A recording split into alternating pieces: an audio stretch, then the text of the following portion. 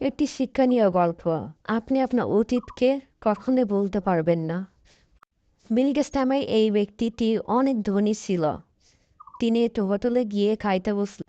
খাওয়া শেষ হলে ওয়েটারকে তিনি $5 বকশিশ দিলেন। ওয়েটারকে হাঁ করে তাকিয়ে থাকলো বিল গেটসকে দেখে। বিল গেটস বললেন, কি হয়েছে? তিনি তাকে বললেন, রেস্টুরেন্টে গতকাল আপনার ছেলে আসছিল, তিনি আমাকে $100 গিফট করছে, কিন্তু আপনি এত ধনী হয়ে আমাকে $5 গিফট করছেন। এটা ভেবে ওয়েটার মুচকে হাসি দিলেন এবং বিল গেটস ওয়েটারকে বললেন, সে হচ্ছে বিশ্বের 1 নম্বর ধনী মানুষের ছেলে, আর আমি হচ্ছি গরিব কাঠুরিয়ার ছেলে।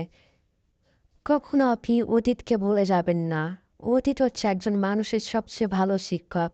তো বন্ধুরা, এমন শিক্ষণীয় গল্প পেতে অবশ্যই চ্যানেলটা সাবস্ক্রাইব করে পাশে থাকবেন।